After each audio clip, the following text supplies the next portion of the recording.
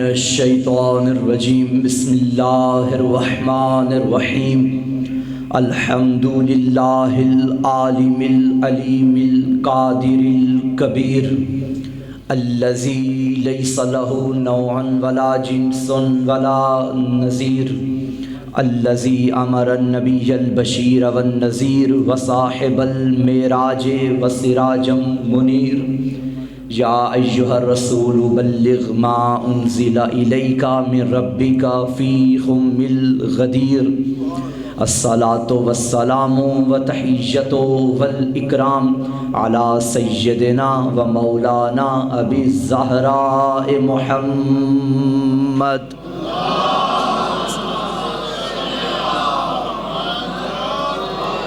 وآلہ الطیبین الطاہرین المعصومین المظلومین المنتخبین المنتجبین ولعنۃ اللہ علی اعدائہم ومقصر فضائلہم ومنکر ولایتہم ومناقبہم اجمعین اما بعد فقد قال سبحانہ وتعالی فی کتابہ المجید بسم اللہ الرحمن الرحیم وآتی ذی القربى حقہ صلوات پڑھیں مل کے حضرت زہرا کی ذات مزاج معلیٰ پہ گراں نہ گزرے اذہان عالیہ میں جتنا بلند مقام سیدہ ہے اتنی بلند آواز سے صلوات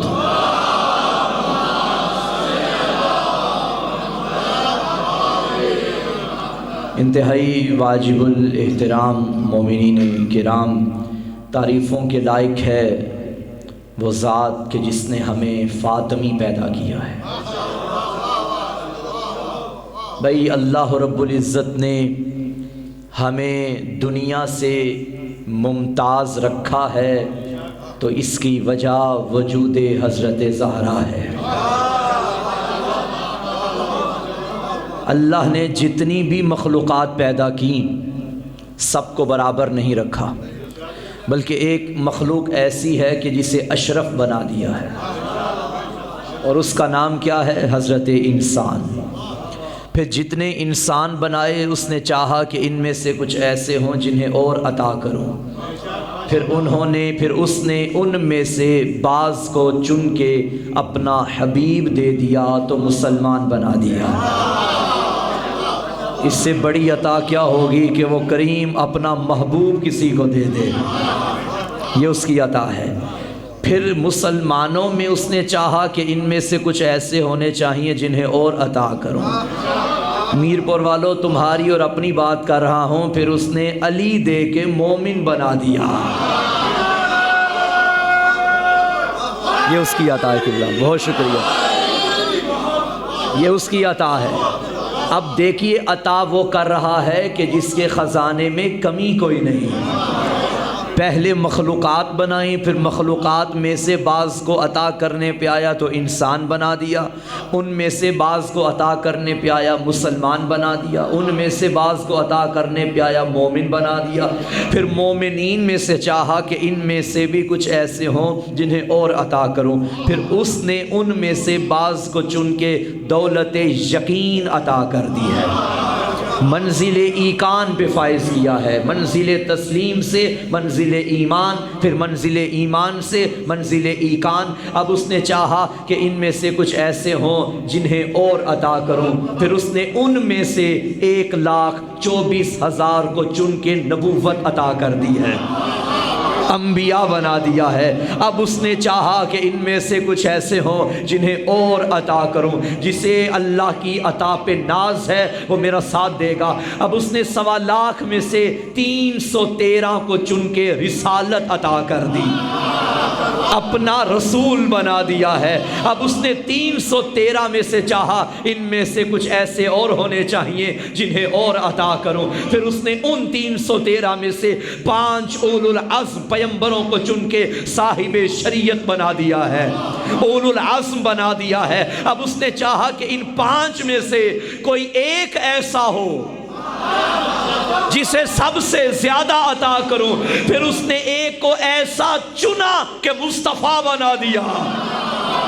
اب دیکھیے اس کی عطا وہ کر رہا ہے، میں نے عرض کیا جس کے خزانے میں کمی نہیں ہے۔ پہلے بنائی ہے مخلوقات، پھر ان میں سے بعض کو عطا کرنے پہ آیا تو انسان بنایا، ان میں سے بعض کو عطا کرنے پہ آیا مسلمان بنایا، ان میں سے بعض کو عطا کرنے پہ آیا مومن بنایا، ان میں سے بعض کو عطا کرنے پہ آیا موقن بنایا، ان میں سے بعض کو عطا کرنے پہ آیا نبی بنایا، ان میں سے بعض کو عطا کرنے پہ آیا رسول بنایا، ان میں سے بعض کو عطا کرنے پہ آیا اولو العزم بنایا۔ اب چاہا کہ ان میں سے بھی کوئی ہو جسے اور عطا کروں، پھر اپنے حبیب کو چنا تو محمد مصطفیٰ بنا دیا۔ اب جب معراج عطا پہ مصطفیٰ کو دیکھا، چاہا اسے بھی کچھ عطا کرتا ہوں، تب فرمایا انا اعطینا کل کوثر، ہم نے تجھے زہرا عطا کر دی ہے، ہم نے تجھے، بہت شکریہ کدھر، ہم نے فاطمہ عطا کی۔ چونکہ بات انسانوں سے شروع کی ہے، سیدہ تک آئی ہے، تو آج کی تقریر بھی ابتدا انسانیت سے شروع کر کے بی بی تک لے کر جائیں گے۔ انسانیت کی ابتدا ہوئی حضرت آدم علیہ السلام سے۔ حضرت آدم کے بعد بھی ایک نبی آئے جنہیں آدم ثانی کا لقب ملا، حضرت نوح علیہ السلام۔ قبلہ تشریف فرما ہے، تائید فرمائیں گے، حضرت نوح کا نام نوح نہیں تھا، حضرت کا نام تھا عبد الجبار، چونکہ نوحے اتنے پڑھتے تھے تو اب پتا چلا نوحے پڑھنا بدعت نہیں، انبیاء کی سنت ہے، پڑھا کرے نوحے۔ حضرت نوح علیہ السلام کو آدم ثانی کیوں کہا جانے لگا؟ کیونکہ وہ جو آدم سے آدمیت چلی تھی وہ زمانہ نوح میں زندگی اور موت کی کشمکش میں تھی۔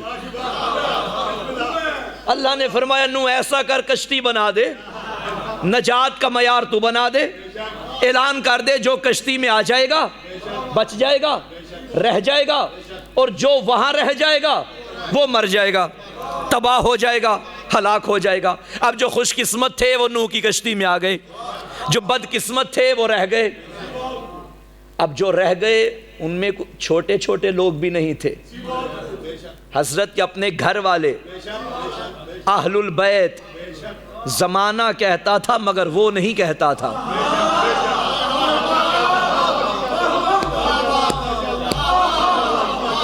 سگا بیٹا بھی، زوجہ محترمہ بھی۔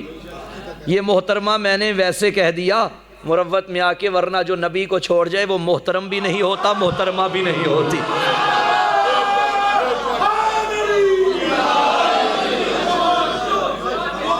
حضرت کا بیٹا اور بیوی یہ رہ گئے، کشتی میں نہیں آئے، حالانکہ نجات کا معیار کیا تھا؟ کشتی۔ اب یہ جو دونوں رہ گئے یہ مر گئے یا بچ گئے؟ ہلاک ہو گئے۔ پروردگار کچھ تو رعایتی نمبر دے دے، تیرے نبی کی زوجہ ہے، تیرے نبی کا سگا بیٹا ہے، آواز آئے گی خبردار میں عادل ہوں، اعلان کر دیا ہے کشتی میں آؤ گے تو بچ جاؤ گے، نہیں آئے تو میں کیا کروں؟ بھلے نبی نوح کا جو بھی لگتا ہو، کشتی میں جو نہیں آیا تو تب سے یہ طے ہو گیا کہ نجات کا معیار نوح کی رشتہ داری نہیں، نجات کا معیار کشتی میں آنا ہے۔ اب پتا چلا میرے نبی نے کیوں فرمایا اِنَّا مَثَلَ أَهْلِ بَيْتِي كَمَثَلِ سَفِينَةِ نوح، میری اہل بیت کی مثال نوح کی کشتی کی طرح ہے۔ اب قیامت تک یہ نہ دیکھو کوئی رسول کا کیا لگتا ہے، یہ دیکھو کوئی بطول کا کیا لگتا ہے۔ خدا سلامت رکھے۔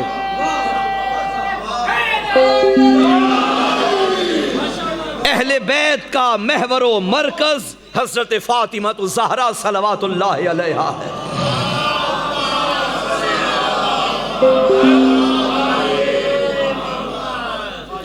جو بی بی کی ذات سے جڑ گیا وہ کامیاب ہو گیا، جو اس کشتی میں آ گیا وہ کامیاب ہو گیا۔ حضرت نوح علیہ السلام کو اللہ نے 4 بیٹے عطا کیے تھے، ایک کا نام تھا حام، ایک کا نام تھا سام، ایک کا نام تھا یافس، ایک کا نام تھا کنعان۔ یہ جو سام تھا حضرت کے بعد تاج نبوت اسی کے سر پہ آیا تھا، اس سام کو اللہ نے پھر 3 بیٹے عطا کیے تھے. ایک کا نام تھا املیک، ایک کا نام تھا تسم، ایک کا نام تھا امیم. یہ جو املیک تھا یہ قوم امالکہ کے جد کا نام تھا. قوم امالکہ وہ قوم تھی جس میں وہی عادتیں تھیں جو قوم سمود اور قوم عاد میں تھیں. حضرت موسیٰ علیہ السلام کے دور میں قوم امالکہ کے جو لوگ زندہ تھے وہ سخت دشمن تھے اور حضرت موسیٰ سے کئی جنگیں کی تھی. اور حضرت موسیٰ کے دور میں ہی قوم امالکہ کے بعض بادشاہ شام اور حجاز کی سرحدوں پہ بادشاہی کر رہے تھے. یہ تھی قوم امالکہ. اس کا جد تھا املیک. پھر املیک کو اللہ نے 12 بیٹے عطا کیے. ان میں سے ایک کا نام تھا حام. ایک تو حام حضرت نوح کا بیٹا ڈائریکٹ، اور اب املیک کا بیٹا بھی حام. حام کو پھر اللہ نے 5 اولادیں عطا کی، جن میں ایک بیٹی 4 بیٹے. بیٹی کا نام تھا سلمہ بنت حام، اور جو 4 بیٹے تھے ان میں سے ایک کا نام تھا غمیم، غمیم یا غمیم، غین میم یہ میم، غمیم. ایک کا نام تھا مغل، ایک کا نام تھا فائد، ایک کا نام تھا فدق. یہ فدق مدینے سے 120 کلومیٹر کے فاصلے پر اور یہاں سے خیبر سے 10 کلومیٹر کے فاصلے پہ رہنا شروع ہو گیا. جہاں فدق رہتا تھا اس کے رہنے کی وجہ سے اہل علاقہ نے، اہل زمانہ نے اس زمین کو بھی فدق کہنا شروع کر دیا. پہنچ گئے جو میں پڑھنا چاہتا ہوں. اس زمین کا نام فدق پڑ گیا. کافی عرصہ فدق وہاں پہ زندگی گزارتا رہا. فدق کے آنے کی وجہ سے جو قوم امالکہ کے لوگ تھے وہ بھی آ گئے، چونکہ فدق اسی قبیلے سے تعلق رکھتا تھا. قوم امالکہ کے لوگوں نے یہاں کے رہنا شروع کر دیا. ایک وقت آیا کہ عرب کا ایک بڑا بادشاہ ادھر آیا اور اس نے چونکہ صاحب حیثیت تھا، طاقتور تھا، اس نے ان لوگوں کو وہاں سے نکال دیا اور خود وہاں زندگی بسر کرنا شروع کر دی. وہ بادشاہ بھی ایک وقت آیا مر گیا یا کہاں چلا گیا. وہ جب یہاں سے گیا تو پھر قوم امالکہ کے لوگ واپس آ گئے، یہاں رہنا شروع ہو گئے. اس کے بعد یہودیوں نے یہاں رہنا شروع کیا. یہودی بڑے مالدار تھے، انہوں نے پھر قوم امالکہ کو باہر نکال دیا. اب سوال یہ ہے یہودی یہاں کیسے آئے تھے؟ بسم اللہ. یہودی یہاں کیسے آئے تھے؟ کیونکہ یہودیوں نے اپنی کتاب تورات میں پڑھ رکھا تھا کہ ایک نبی مدینے سے یا مدینے کے گرد و نواح سے مبعوث ہوگا جس کے اندر یہ نشانیاں ہوں گی. نام اس کا احمد ہوگا اور نبیوں کا وہ سردار ہوگا. یہودیوں نے یہاں رہنا شروع کیا کہ اللہ کرے وہ نبی ہم میں سے ہو. اس لیے یہودیوں نے اس فدق کی سرزمین پہ رہنا شروع کیا. بڑی توجہ چاہتا ہوں آج کی مجلس میں صاحبان. جب یہودی وہاں رہنا شروع ہو گئے، اچھا یہ جو یہودی تھے خیبر کے یہودی اور فدق کے یہودی، خیبر میں بھی اس وقت یہودی تھے اور فدق میں بھی اس وقت یہودی تھے. انہوں نے کافی عرصہ زندگی گزاری. اب یہ جو خیبر اور فدق کے یہودی تھے انہوں نے اس زمین کو زرخیز بنایا. جو نچلا طبقہ تھا یہودیوں کا، ان کی محنت شاقہ کی وجہ سے وہ زمین بڑی زرخیز بن گئی اور اس فدق کی سرزمین سے کھجوریں جو اگتی تھیں وہ اتنی لذیذ تھیں کہ پورے عرب میں نامور ہو گئی، مشہور ہو گئی. جو بھی وہاں سے قافلہ گزرتا تھا فدق کی کھجوریں لیتا، اپنے ساتھ اپنے علاقوں میں لے کر جاتا اور اپنے بچوں میں یہ کہہ کے شوق دلا کے یہ تقسیم کرتا تھا کہ کھاؤ یہ فدق کی کھجوریں ہیں. خبردار سیدہ کے مقابلے میں نہ آنا، تمہارے بڑے اور بڑوں کے بچے بطول کی جاگیر سے اگی کھجوروں سے پیٹ بھرتے رہے ہیں. کہاں سیدہ کی جاگیر؟ یہ جو اجوا آپ سنتے ہیں نام کھجور کا، یہ یہیں سے اگا کرتی تھی. 2 چیزیں یہاں کی بڑی مشہور تھی، ایک کھجور ایک کپڑا. اس کپڑے سے خواتین بھی چادریں بناتی تھی، مرد حضرات اپنی عبائیں بناتے تھے، کھیس وغیرہ یہ چیزیں یہیں سے بنا کرتی تھی، مشہور تھی کپڑا، چادر اور کھجور. سن 7 ہجری میں جتنی کھجوروں کے درختوں کی تعداد کوفہ میں تھی اتنی ہی فدق میں تھی. جو آمدنی کوفہ کے درختوں سے ہوتی تھی وہی فدق کے. قبلہ لطیف نکتہ ہے لبوں پہ آ گیا. شاید یہ بازیرک مجمع میرے سامنے نہ ہوتا تو میں بیان نہ کرتا. ایک کوفہ ایک فدق، دونوں کے ہاں درختوں کی تعداد بھی یکساں، آمدنی بھی یکساں. کوفہ ہے علی کی جاگیر، زہرا کی جاگیر ہے فدق. نبی نے فرمایا یہ دونوں برابر ہیں. توجہ ہے سامعین محترم؟ دونوں کی آمدنی ایک جیسی ہو. سن 7 ہجری کی بات ہے. اب فدق میں یہ جو فدق کی ہاں کھجوریں تھیں، بعض نے لکھا کہ اس کی جو سالانہ آمدنی تھی 20,000 دینار تھی. ایک روایت کے مطابق 60,000 دینار تھی، اور جو مشہور روایت ہے اس کے مطابق 1,20,000 دینار سالانہ آمدنی تھی جو سال کے بعد بطول کے گھر آتی تھی. بزرگان کثرت میں تشریف فرما ہیں، وہ یقیناً شاید سمجھ گئے ہوں گے 1,20,000 دینار کتنا تھا. میں آج کے دور کے مطابق بچوں کے اذہان کے قریب ہونے کے لیے، اپنی بات سمجھانے کے لیے میں کیلکولیٹ کر کے لایا ہوں کہ اس دور کے 1,20,000 دینار آج کی تاریخ کے مطابق کتنے بنتے ہیں. اگر آپ اجازت دیں تو وہ کیلکولیٹ میں آپ کی خدمت میں پیش کروں. صلوات پڑھیں تاکہ آمادگی کا اظہار ہو جائے.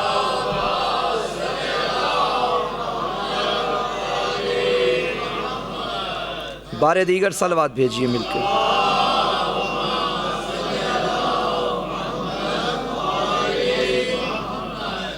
ایک 1,20,000 دینار.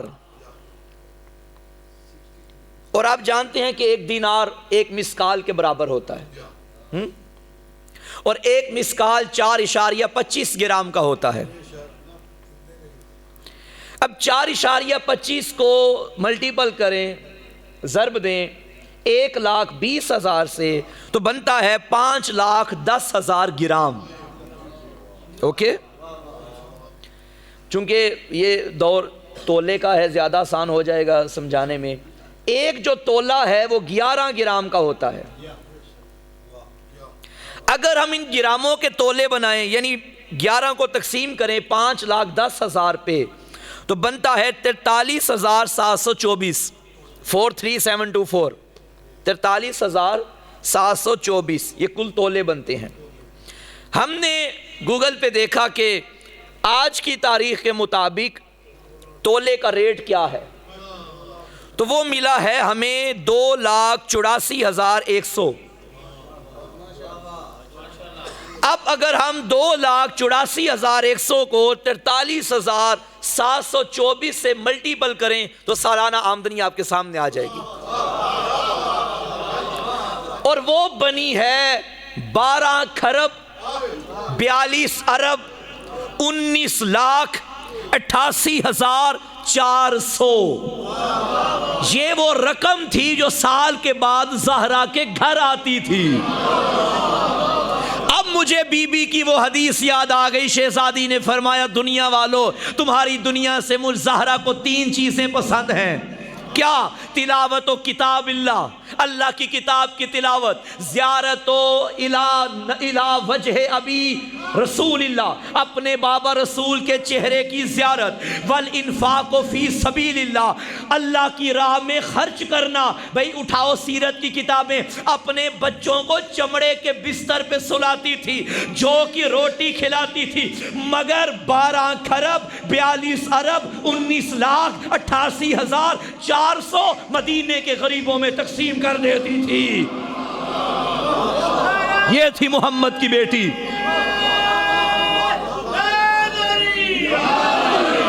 یہ فدق کی مالکن تھی رسول کی بیٹی. اب مجھے وہ چند مصرے پڑھنے دیجئے. ایک شاعر ذاکر نے پڑھے اور منبر کی زینت ہیں. یہ اشعار، یہ مصرے کیسے بیاں ہوں. تیرے کمالات فاطمہ، کب ہیں شمار میں تیری نعمات فاطمہ. اب ایک لفظ آئے گا لال، جس کا مطلب ہے بیٹا. ایک ہے لال موتی، سمجھنا آپ نے ہے. کیسے بیاں ہو تیرے کمالات فاطمہ، کب ہیں شمار میں تیری نعمات فاطمہ. دلہن نبی کی لاڈلی، دلہا خدا کا لال، کیا عرش پر چڑھی تیری بارات فاطمہ، اور لنگر تمہارے گھر کا ملائک میں بانٹ کر فضا خرید لیتی ہے آیات فاطمہ۔ اب رقم سن لی، میں ان بھیکاریوں کو غنی کس طرح کہوں،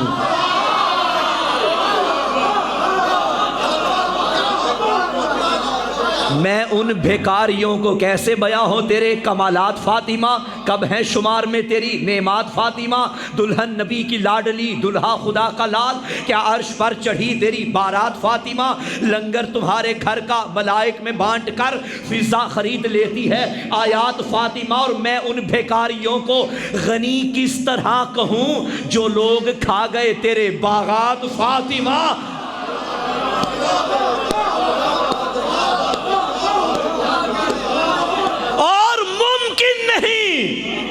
کہ میں رضی اللہ کہوں انہیں، کرتی رہی ہیں جن کی شکایات فاطمہ۔ یہ رقم تھی جو سیدہ کے گھر سے بانٹی جاتی تھی۔ مدینے کے غریب سارا سال انتظار کرتے تھے کہ تاریخ کب آئے ہم بطول کے دروازے پہ جائیں۔ دنیا کے مانگنے والوں کو زہرا نے بانٹنے والا بنا دیا، دنیا کے غریب اور نادار کو بطول کے گھر سے ملی ہوئی خیرات نے امیر بنا دیا۔ اب سوال یہ ہے کہ یہ رسول کے پاس کیسے آیا فدق؟ رہتے تو یہودی تھے، بنو امالکا کا قبیلہ یہ سارا رہا کرتا تھا، رسول کے پاس کیسے آیا؟ خیبر کے یہودیوں میں اور فدق کے یہودیوں میں یہ غلط فہمی پیدا ہو گئی کہ مسلمانوں نے جو مشرکین سے صلح حدیبیہ کی ہے یہ دب کر کی ہے اپنی کمزوری کی بنا پر۔ چونکہ یہودیوں کو مدینے سے جلا وطن کیا گیا تھا، انہوں نے آپس میں یہ میٹنگ کی، دونوں خیبر اور فدق کے یہودیوں نے، مسلمانوں کی کمزوری پہ معمول کرتے ہوئے کہ مسلمان کمزور ہو چکے ہیں، اب تو صلح کرنے پہ آئے ہوئے ہیں، مشرکین سے بھی یوں کرتے ہیں کہ ہم مل کے مدینے پہ حملہ کرتے ہیں، مدینے کے مسلمانوں کو تباہ کر دیں گے۔ فدق کے یہودیوں نے خیبر کے یہودیوں سے کہا کہ تم بسم اللہ کرو، خیر یہودی تھے تو بسم اللہ کیا کرتے، تم آغاز کرو ہم تمہارے ساتھ ہیں، اور جو بھی اسلحہ اور جو بھی اس حوالے سے ضرورت پیش آئی ہم دینے کے لیے تیار ہیں۔ یہ خبر رسول کے کانوں تک پہنچ گئی کہ فدق کے یہودی ہم پہ حملہ کرنے کے لیے خیبر کے یہودیوں کا ساتھ دینے کا پلان بنا رہے ہیں۔ پیغمبر نے پھر اسے بھیجا جسے خیبر میں بھی بھیجا، ہائے ہائے، جسے بدر و احد میں بھی بھیجا۔ یہاں سے پیغمبر نے علی کو بھیجا، گھوڑے پہ بیٹھا علی کو دیکھتے ہوئے فدق کے یہودیوں نے جگہ چھوڑی اور بھاگ گئے۔ انہوں نے بھاگنا تھا کیونکہ یہودیوں کا کام ہی بھاگنا ہوتا ہے، اپنا علاقہ چھوڑ کے بھاگ گئے کہ علی آ رہا ہے۔ اب جیسے علی پہنچے وہ سارا مال وہاں خالی رہ گیا، یہودی خود مالک چلے گئے۔ اب مولا علی کے ساتھ 100 دستہ تھا بندوں کا، وہ بھی تھے مولا کے ساتھ، ان سب نے مل کے چونکہ وہ مال غنیمت کہلوانا شروع ہو گیا، اس مال کو لیا علی نے اور اپنے سارے شریک ساتھیوں میں تقسیم کر دیا اور چلے گئے۔ 7 ہجری میں خیبر فتح ہوا۔ فدق کے یہودیوں نے جب خیبر والوں کی شکست دیکھی تو پریشان ہو گئے کہ بھائی تمہارے بڑے بڑے ایک علی کا مقابلہ نہیں کر سکے، تم نے خود پورے مدینے پہ حملہ کرنا ہے، ہم اپنے فیصلے سے دستبردار ہو گئے ہیں، ہم تمہارا ساتھ نہیں دیں گے، ہم پیچھے ہو گئے۔ اب رسول تک بھی یہ خبر پہنچ گئی کہ فدق کے یہودیوں نے ہاتھ اٹھا لیا ہے، خیبر کے یہودیوں کا ساتھ نہیں دیں گے۔ فدق کے یہودیوں نے کہا یہاں بھی پھنس گئے، ادھر نبی کو بھی خبر مل گئی، درمیان میں تو ہم پھنس گئے۔ یوں کرتے ہیں کہ نبی تک پیغام بھیجتے ہیں کہ ہم دستبردار ہو گئے ہیں، ہم آپ پہ حملہ بالکل نہیں کریں گے، فدق والے خیبر کے یہودیوں کا ساتھ بالکل بھی نہیں دیں گے۔ انہوں نے پھر یوں کیا کہ ایسا کرتے ہیں اب کفارہ تو دینا ہے، اب ہم اپنے کسی نمائندے کو مسلمانوں کے نبی کی طرف بھیج کے کہتے ہیں یہ جو فدق کی زمین ہے نا یہ ہم آپ کو تحفہ کرتے ہیں۔ انہوں نے اپنا نمائندہ بھیجا، علامہ ذیشان حیدر جوادی علیہ رحمہ کی کتاب فدق، اس میں یہ موجود ہے۔ 10 سے 12 کتابیں ہیں جہاں سے میں نے تقریر تیار کر کے آپ کی خدمت میں پیش کرنے کی کوشش کی ہے، اگر آپ محبت فرمائیں تو بات آگے بڑھائیں گے۔ ایک ایک بات کا حوالہ میرے پاس موجود ہے اگر کوئی لینا چاہے تو۔ پیغمبر تک جب یہ میسیج پہنچا، کچھ دن کے بعد پیغمبر نے اپنا نمائندہ بھیجا، میں نے نام نہیں لیا مگر انہوں نے کہا واہ، نمائندہ جب میں کہہ دوں نا رسول کا نمائندہ تو ذہن میں خود ہی علی آ جاتا ہے، کسی اور کی گنجائش رہتی ہی نہیں۔ رسول نے اپنا نمائندہ بھیجا، رسول نے اپنا نمائندہ بھیجا، مولا امیر کو بھیجا۔ مولا امیر جب وہاں آئے اور فرمایا کہ کل جو تم نے اپنا نمائندہ بھیجا تھا، سردار بھیجا تھا، اس نے یہ بات کی، ہم بالکل ایگری ہیں۔ انہوں نے کہا طے یہ ہوا کہ ہم کاشتکاری کریں گے۔ یہودیوں نے کہا اس زمین پہ آدھا منافع آپ کا، آدھا ہمارا، ٹھیکے والا سلسلہ ہو گیا۔ یہ شروع میں چلتا رہا، آخرکار ان لوگوں نے یہ بھی ہاتھ اٹھا لیا اور سارا وہ جو کریا تھا، فدق کی زمین، وہ رسول اللہ کو تحفے کے طور پہ دے دی۔ ریکارڈنگ ہو رہی ہے میری، یہ بات مسلم ہے تمام عالم اسلام کے علماء کے درمیان، اگر کوئی مال مسلمانوں کی مشترکہ محنت، جدوجہد، محنت، جنگ کے نتیجے میں حاصل کیا جائے، اس مال کو مال غنیمت کہتے ہیں، اور وہ اس کام میں شریک تمام مسلمانوں میں برابر تقسیم ہوتا ہے۔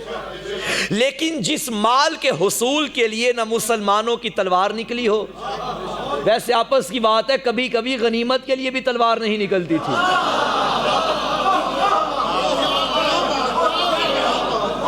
نہ تلوار نکلی ہو نہ گھوڑا استعمال، گھوڑے البتہ وہاں استعمال ہوتے تھے، یہاں نہ گھوڑا استعمال ہوا ہو، نہ اونٹ استعمال ہوا ہو، نہ محنت لگی ہو، نہ کوئی پلان بنا ہو، نہ تلوار نکلی ہو، مسلمانوں کا کوئی عمل دخل نہ ہو، وہ نبی کو تحفے کے طور پہ ہبہ کیا جائے تو وہ پیغمبر کی ذاتی ملکیت ہے۔ اب مرضی ہے محمد مصطفیٰ کی اسے اپنے پاس رکھے یا کسی کو تحفہ دے کے اسے مالک بنا دے۔ اور یہ بھی طے ہے کہ فدق کسی جنگ کے نتیجے میں حاصل نہیں ہوا، فدق کے یہودیوں نے میرے نبی کو تحفے کے طور پہ دیا تھا، ہبہ کیا تھا۔ سن 7 ہجری میں خیبر بھی فتح ہو گیا اور اسی سال فدق بھی نبی کو مل گیا۔ 14 ذی الحج 7 ہجری پیغمبر 40 دن مسلسل علی کی شجاعت کے تیور بھی دیکھتے رہے، نالائکوں کی نالائکی بھی دیکھتے رہے۔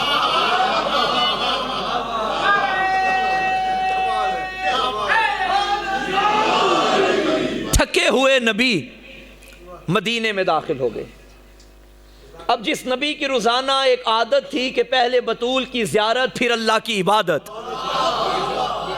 پہلے انما کی آیت کی تلاوت پھر اللہ کے گھر، اب 40 دن ہو گئے، ایک تھکاوٹ ہے، خیبر میں رہے، جنگ کے دوران اونچ نیچ یہ وہ ہوتا رہا، تھکے ہوئے محمد اپنی تھکاوٹ دور کرنے کے لیے اسی کے در پہ آئے جس کی چادر کے سائے میں شفا ملتی تھی۔ کتنے تھکے ہوں گے محمد، یہ وہی اندازہ لگا سکتا ہے اس بات کا جو کم از کم کسی دور میں خان صاحب کے کسی دھرنے میں شریک رہا ہو۔ اب مجھے یہ نہیں معلوم ہے، قبلہ سے پوچھ لوں گا کہ خیبر جب ہوا تھا تب سردی تھی یا گرمی تھی، جیسا بھی موسم تھا شدت تو ہوگی۔ تھکے ہوئے نبی بطول کے دروازے پر آئے، دق الباب کیا، انما کی تلاوت کی، جیسے دروازہ کھلا اس کے چہرے کی زیارت کی کہ جو محمد کے چہرے کی زیارت کرتی تھی۔ دونوں کو ایک دوسرے کے چہرے کی زیارت کا موقع مل گیا۔ مدت کے بعد سیدہ کو اپنی جائے سکون نصیب ہوا، اپنا پدر اپنے اب سینہ پدر محسوس ہوا اور اپنا سر اقدس بابا کے سینے کے ساتھ لگایا۔ باپ نے یوں بیٹی کو اپنے سینے کے ساتھ سر پہ ہاتھ رکھا، باپ کو بھی سکون ملتا رہا، بیٹی کو بھی سکون ملتا رہا۔ تھوڑی دیر کے بعد نبی فرمانے لگے، فاطمہ کدھر ہیں میرے دل کے میوے؟ بطول کی آواز ہے، حسن حسین جلدی آؤ، نانا آئے ہیں۔ دل کے میوے آئے۔ اتفاق سے سیدہ کے گھر اس وقت بی بی ام ایمن بھی تشریف لائی ہوئی تھی۔ یہ وہ بی بی ہیں کہ جن خواتین کو اللہ کے رسول نے جنت کی بشارت دی ہے، ان میں ایک نام بی بی ام ایمن کا ہے۔ بی بی ام ایمن سے فرمایا خیریت سے آئی ہیں؟ فرمایا یا رسول اللہ مدت ہو گئی تھی بطول کے چہرے کی زیارت نہیں کی تھی، بلکہ جملہ بدل کے کہوں بی بی نے کہا ہوگا مدت ہو گئی ہے میں نے یہ والی عبادت نہیں کی۔ بھائی جب علی اور سیدہ برابر ہیں نا، علی کا چہرہ دیکھنا بھی عبادت ہے، بطول کا چہرہ دیکھنا بھی عبادت ہے۔ مدینے کے مرد چہرہ علی دیکھ کے عبادت کرتے تھے، خواتین چہرہ زہرا دیکھ کے عبادت کرتی تھی۔ اور یاد رکھیے گا علی اور سیدہ برابر ہیں۔ ہمارے ہاں کوئی رشتہ ہونا ہم یہ دیکھتے ہیں، مولانا کے پاس آ کے قبلہ ذرا دیکھیے گا ہماری بیٹی ماشاءاللہ اتنی پڑھی لکھی ہے، ہمارا خاندان آپ جانتے ہیں مالدار، صاحب ثروت، نفیس مزاج کے مالک ہیں، ہماری بیٹی بڑی نفیس ہے، آپ کے زیر سایہ پلتی رہی، آپ ہی نے قرآن پڑھایا، آپ جانتے ہیں بیٹی کا مزاج کیسا ہے۔ ہماری بیٹی جیسا کوئی بیٹا نظر آئے، کوئی رینج، کیونکہ مولانا علماء کرام مختلف علاقوں میں آنا جانا رہتا ہے، مختلف گھروں کو جانتے ہیں، پھر مولانا کی رینج عام بندے سے زیادہ ہوتی ہے۔ مولانا دیکھیے اپنی رینج میں کوئی ہمارے گھر جیسا کوئی گھر ملے، ہماری بیٹی جیسا کسی کا بیٹا ہو تو بسم اللہ کیجئے۔ ہائے ہائے ہائے، نبی نے بیٹی کی ذمہ داری کا بیٹی کا رشتہ اس کے ذمہ لگایا جس کی رینج ہے عالمین کے اندر۔ پروردگار میری بیٹی کوئی بیٹا تو دے کسی کا جس کی نظر عالمین کے اندر تھی، اسے گھر ابو طالب کا نظر آیا اور فرمایا ہوگا رسول تیری بطول کے ہم پلہ اگر زمانے میں کوئی ہے تو اسے علی کہتے ہیں۔ برابر کف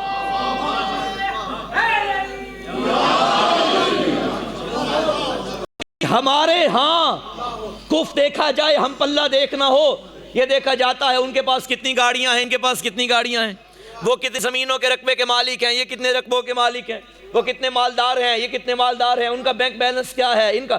سیدہ اور علی مادی چیزیں معیار نہیں رکھی گئیں، بلکہ دیکھا گیا علی کا علم کیا ہے، زہرا کا علم کیا ہے، علی کی طہارت کیا ہے، بطول کی طہارت کیا ہے، علی کی سخاوت کیا ہے، بطول کی سخاوت کیا ہے، علی کی عبادت کیا ہے، بطول کی عبادت کیا ہے، علی کی عصمت کیا ہے، بطول کی عصمت کیا ہے، علی کی شجاعت کیا ہے، بطول کی شجاعت کیا ہے، علی کی خطابت کیا ہے، بطول کی خطابت کیا ہے۔ برابر برابر۔ چلے میں اپنی بات کی طرف بعد میں آتا ہوں، بات چھڑ گئی ہے تو سنیے دو جملے۔ علی اور سیدہ برابر ہیں عبادت میں۔ اس محلے نے بے شک کہا، انہیں بھی ساتھ قریب کرنے کے لیے دو جملے مزید واضح کر دیتا ہوں۔ علی اور سیدہ برابر ہیں عبادت میں۔ جانتے ہو علی کی عبادت کیا ہے؟ ایک ایک رات میں 1000 رکعت، 2000 سجدے، ہر رات جاگ کے مصلی پہ ایک رات سویا تھا، وہ بھی عادتاً نہیں عبادتاً۔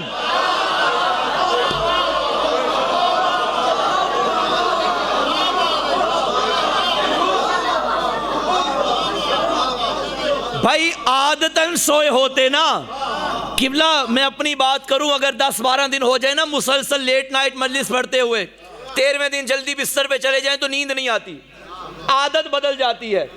اب جس کی عادت ہی جاگنا ہو، وہ ایک رات لیٹا، بس لیٹا نہیں، سویا نہیں، مطمئن ہو کے سویا، وہ بھی تلواروں کے سائے میں سویا۔ پتا چلا سویا تھا جان محمد بچانے کے لیے، یعنی قربات اللہ۔ کمال ہو گیا علی کا، علی جاگتا ہے تو بھی قربات اللہ، علی سوتا ہے تو بھی قربات اللہ۔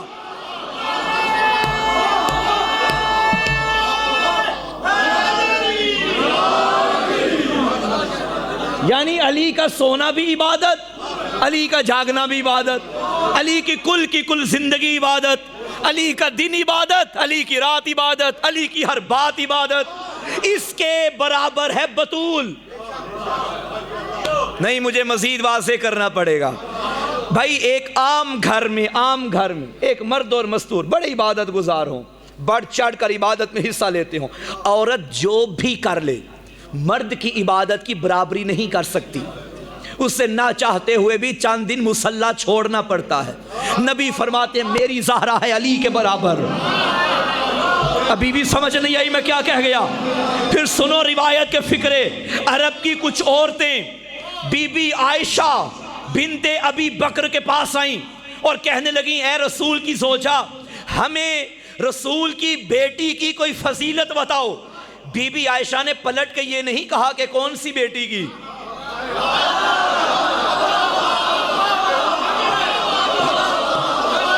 بھائی یہ سوال تب ہوتا جب بیٹیاں 4 ہوتی.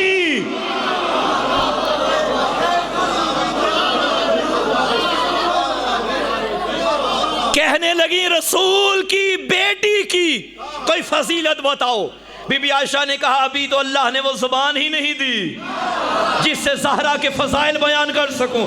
انہوں نے کہا زیادہ نہیں تو فضائل بطول کے سمندر کا ایک قطرہ ہی ہمارے حوالے کر دو. تب بی بی عائشہ نے کہا اس کی فضیلت میں کیا پڑھوں.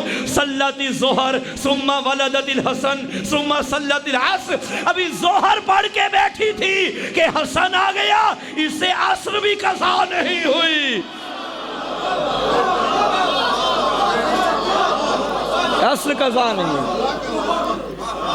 مجھے بتائیے, بہت شکریہ قبلہ, مجھے بتائیے جب میرے مولا حسن مجتبیٰ علیہ السلام دنیا میں تشریف لائے کیا تاریخ تھی؟ 15 رمضان المبارک. 15 رمضان کا روزہ مستحب نہیں ہوتا,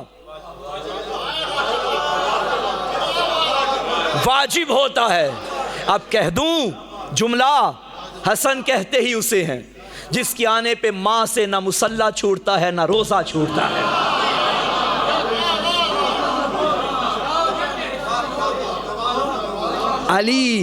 علی اور سیدہ عبادت میں برابر.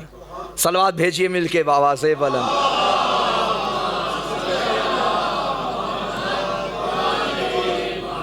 تشریف لائیے. آج تو سیالکوٹ کو ہی بلا لیا آپ نے, میرپور والوں نے. بھائی میرے بہت ہی پیارے بھائی اظہر بھائی تشریف لے آئے. بسم اللہ, ویلکم, خوش آمدید جناب. بس بھائی آگے تھوڑا سا مجھے پڑھنا ہے ابھی. جناب علی اور سیدہ برابر, عبادت میں برابر, ولایت میں برابر.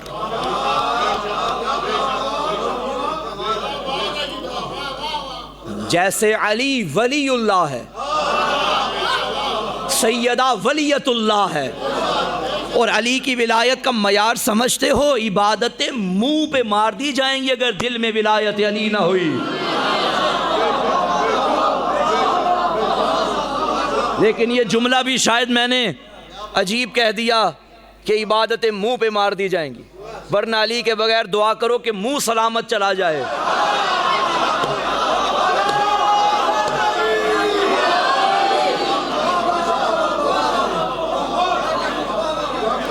نمازیں منہ پہ مار دی جائیں گی, روزے منہ پہ مار دیے جائیں گے, حج منہ پہ مار دیے. اور یاد رکھیے گا عبادت کرنا کمال نہیں, عبادت قبول کروانا کمال ہے.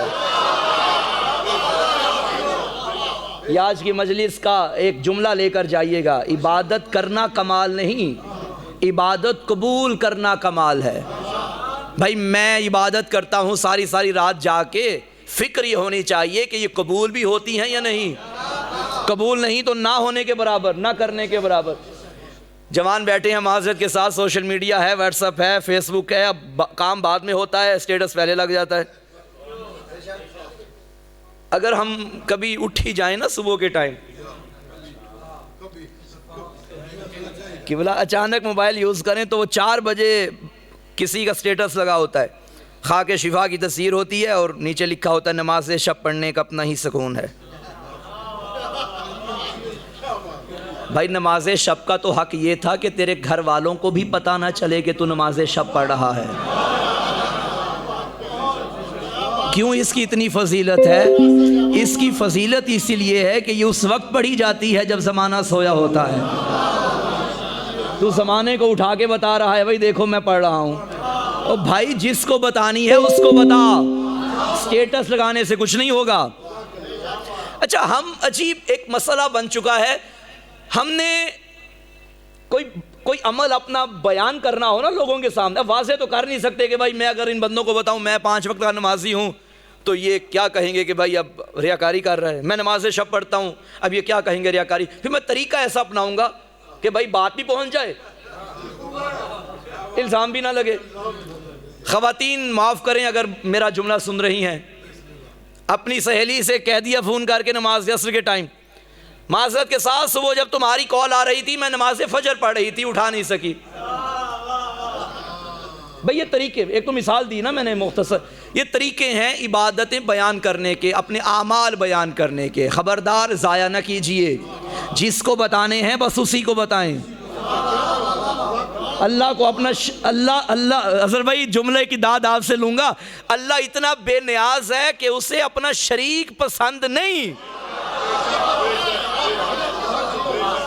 اگر وہ دیکھ لینا کہ میرا کسی کو شریک بنایا تو وہ بے نیاز ہے، پھر وہ کہتا ہے یہ اسی کو دے، وہ جزا تجھے دے گا، میرے در پہ نہ آنا. عمل کرنا آسان ہے، قبول کروانا مشکل ہے بھائیو.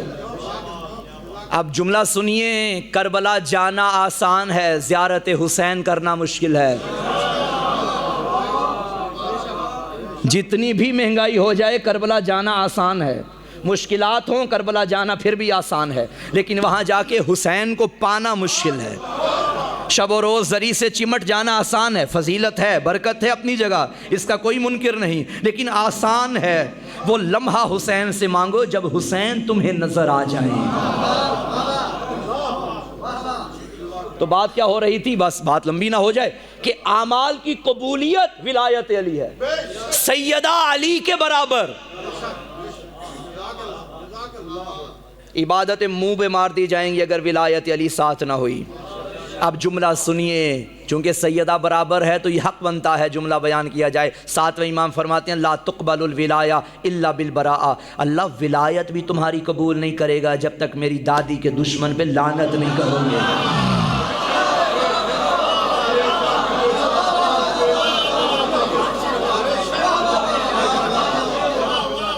علی برابر، سیدہ برابر. تو بات کہاں سے شروع ہوئی؟ بی بی ام ایمن فرماتی ہیں کہ میں بطول کے چہرے کی زیارت کرنے بطول کے گھر آئی ہوئی ہوں. اب رسول اللہ نے اپنی بیٹی کو سامنے بٹھایا اور فرمایا سیدہ آج میں تمہارے لیے ایک تحفہ لے کر آیا ہوں. باپ دینے والا ہو، بیٹی لینے والی ہو، باپ محمد جیسا، بیٹی بطول جیسی. گھر میں کیا سکون ہوگا، کیا خوشی کا سما ہوگا. بابا جان کیا فرمایا، جو اللہ نے جو یہودیوں نے مجھے ہبہ کیا ہے فدق، وہ میں تیرے نام کرتا ہوں. اس سے پہلے حضرت جبرائیل نازل ہوئے، آیت مجیدہ تلاوت کرتے ہو آتی ذل قربہ حقہ. اے رسول اللہ فرما رہا ہے رشتہ داروں کو ان کا حق دے دیجئے. رسول نے سوال کیا جبرائیل یہ رشتہ دار کون سے ہیں، کیونکہ بہت سارے تھے، تشخیص کرنا ضروری تھا. اس کا مطلب یہ بھی نہیں کہ رسول جانتے نہیں تھے، جانتے تھے، پوچھا اس لیے تاکہ روایت بن جائے اور آج میر پور میں محسن قاسمی پڑھنے کے قابل ہو جائے، بات آگے پہنچ جائے. فرمایا جبرائیل یہ رشتہ دار کون ہے اور یہ حق کون سا ہے. جبرائیل گیا پھر آیا، کہنے لگا ان رشتہ داروں سے مراد فاطمہ اور فاطمہ کے بچے ہیں، اس حق سے مراد وہ فدق ہے جو آپ کے حوالے کیا گیا ہے. اور ابان بن تغلب نے معصوم مولا سے پوچھا مولا یہ جو بطول کو حق ملا تھا یہ رسول نے دیا تھا؟ فرمایا نہیں. پھر پوچھا کہ یہ رسول نے سیدہ کو نہیں دیا؟ فرمایا نہیں. پھر پوچھا رسول نے سیدہ کو نہیں دیا؟ فرمایا نہیں. تو مولا کس نے دیا؟ فرمایا میری دادی کو فدق اللہ نے عطا کیا ہے. رسول نے فرمایا سیدہ اللہ فرما رہا ہے تیری ماں کا مجھ پہ احسان تھا، تیری ماں نے مجھ پہ سب کچھ لٹا دیا، آج وہ احسان جتلانے کا وقت آیا، جو تیری ماں نے دیا تھا ہم اس کے بدلے میں فدق تمہارے نام کر دیتے ہیں. یہ فدق سیدہ کے نام ہو گیا، رسول نے دے دیا، سیدہ نے لے لیا. فرمایا بطول ہو سکے تو کاغذ قلم لے کر آؤ. بابا کاغذ قلم کیا؟ فرمایا جو میں نے تمہارے نام ملکیت کیا ہے میں لکھ دوں. ایک لمحے کے لیے سوچا بابا جان دینے والے سچے، میں لینے والی سچی، یہ گواہ سچے، لکھنے کی ضرورت تو نہیں. فرمایا سیدہ ہو سکے تو لے آؤ. باپ کی خواہش کو حکم سمجھا، لے کر آئی کاغذ قلم. میرے رسول نے جو تحریر لکھ کے دی اگر اجازت دیں تو میں وہ پڑھنا چاہتا ہوں. رسول اللہ کے ہاتھوں کی لکھی تحریر، رسول اللہ نے اپنے دستے مبارک نون والقلم کے مصداق نے جب قلم اٹھایا تو کیا منظر ہوگا.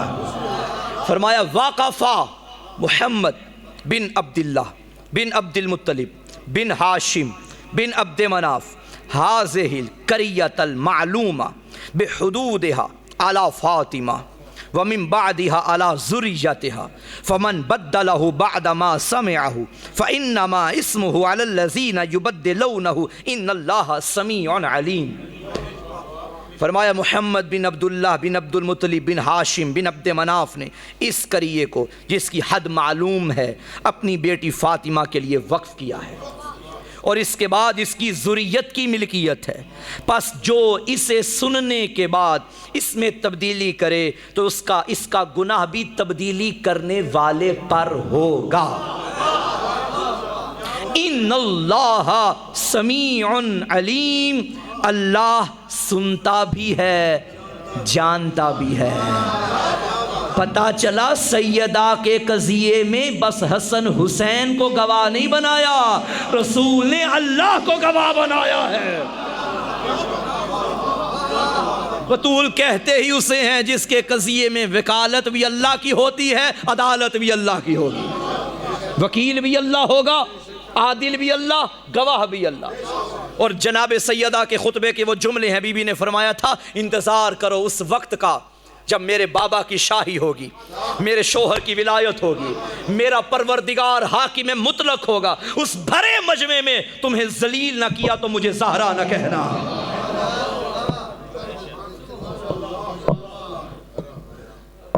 دربار میں جانا سیدزادیوں کا زمانہ نہ بھولے گا۔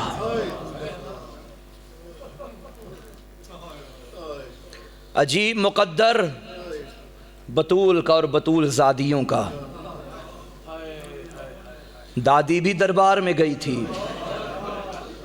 ایک وقت آیا کہ پوتی بھی دربار میں گئی۔ ہائے، جب دادی گئی تھی وہ صحابیوں کا دربار تھا، جو دربار پوتی کے مقدر میں آیا وہ شرابیوں کا دربار تھا۔ معاف کرنا سیدو غیر سیدو، جب دادی گئی تھی سر پہ چادر تھی، جب پوتی گئی تھی رو رو کے کہتی تھی بھیا باقیوں کے بال لمبے انہوں نے چہرہ چھپا لیا، بتا میں چہرہ کہاں سے چھپاؤں، میں بال کہاں سے چھپاؤں۔ عزادارو وہ وقت نہیں بھولے گا قیامت تک زمانہ، سجاد کو یہ وقت آخری دم تک رلاتا رہا۔ بھرے دربار میں ایک ایک رسی میں 12 گلے، سجاد یہ برداشت کرتا رہا۔ حاکم بیٹھے ہوئے ہیں، مختلف علاقوں کے سربراہ، وزیر، مشیر، سپاہی بیٹھے ہیں، اعلان ہوا ہے باغیوں کا قافلہ ہے، قیدی آ گئے ہیں، باغی مارے گئے، یہ کنیزیں ہیں، یہ قیدی ہیں۔ سید سجاد کی زنجیروں میں زلزلہ آیا جب ایک سپاہی نے یزید سے کہا اے بادشاہ یہ جو 4 سال کی قیدن ہے یہ مجھے کنیزی میں دے دے۔ یہ فقرہ سنا حسین کا بیمار تڑپ گیا، سرے حسین تشت پہ تڑپنے لگا۔ سجاد کی آواز آئی ظالمو حیا کرو، یہ زہرا کی پوتی ہے، یہ میرے بابا کے سینے کا تعویذ ہے، خبردار کوئی میری بہن کی جانب نظریں نہ اٹھائے۔ بس عزادارو وقت گزرتا گیا، معصومہ کو وہ زندان ملا جس کی چھت نہ تھی، آدھی رات کو بابا کو روتی تھی۔ عزادارو دعا کرو کوئی کم سن میں یتیم نہ بن جائے، اگر اللہ نہ کرے کوئی یتیم ہو جائے اسے پیار کرنے والا ضرور کوئی ہو۔ آدھی رات رونے کی آوازیں یزید ملعون کے محل تک پہنچی۔ اس ظالم نے کہا کیا زندان میں پھر کوئی بچہ مر گیا ہے؟ پتہ چلا بچہ نہیں مرا، حسین کی یتیمہ ہے جو بابا کو یاد کر کے رو رہی ہے۔ یہ ظالم کہتا ہے لے جاؤ سرے حسین، اس کی بچی کو خاموش کرواؤ۔ اور چھوٹی اولاد والو تمہارا بچہ روئے چپ کروانے کے لیے کیا کرتے ہو؟ کبھی کھلونے لا کے دیتے ہو، کبھی میٹھی چیزیں لا کے دیتے ہو تاکہ بچہ رونا بند کر دے۔ ہائے قسمت فاطمہ کی پوتی کی، رو رہی تھی، چپ کروانے کے لیے بابا کا کٹا ہوا سر آیا، جیسے تشت سے کپڑا ہٹایا کیا دیکھا؟ گلے کی رگیں کٹی ہوئی، داڑھی پہ علی اکبر کا لہو، کہیں پہ قاسم کا لہو، سینے سے لگایا بابا تو چلا گیا، تیرے بعد تیرے قاتل نے تماچے مار۔ اجرکم علی اللہ، اجرکم علی اللہ۔ عزادارو عجب مقدر ہے دادی کا اور پوتی کا۔ باپ کے بعد نہ دادی کو رونے دیا گیا، علی سے کہتے تھے بطول سے بولے یا دن کو رویا کرے یا رات میں رویا کرے۔ عزادارو پوتی کو بھی باپ کے بعد نہیں رونے دیا گیا۔ عزادارو معاف کرنا، تماچا دادی کو بھی لگا تھا، تماچا پوتی کو بھی لگا۔ عزادارو بیٹیاں بڑی نفیس مزاج کی مخلوق ہیں، اللہ نہ کرے اللہ نہ کرے گھر میں کوئی بڑا ڈانٹ بھی دے نا بیٹی کو، بیٹی خود بدلے نہیں لیتی، کہتی ہے شام کو میرا بابا آئے گا میں بابا کو بتاؤں گی تو صبح سے گھر سے نکلا ہو، شام کے وقت گھر جائے تیری بیٹی تیرا دامن پکڑ لیتی ہے، بابا تو چلا گیا تیرے بعد مجھے بھائی نے ڈانٹا، بابا مجھے ماں نے ڈانٹا، بابا تو ان سے پوچھ میرا جرم کیا تھا۔ میں اس بیٹی کی کہانی بتا رہا ہوں جو عاشور کے بعد آج بابا کو ملی، سینے سے لگایا، بابا تو چلا گیا تیرے قاتل نے تماچے مارے، بابا جو عید کے دن در لے کے دیے، بابا میرے کان دیکھ وہ شام غریبہ میں لوں۔ اللہ لعنت اللہ علی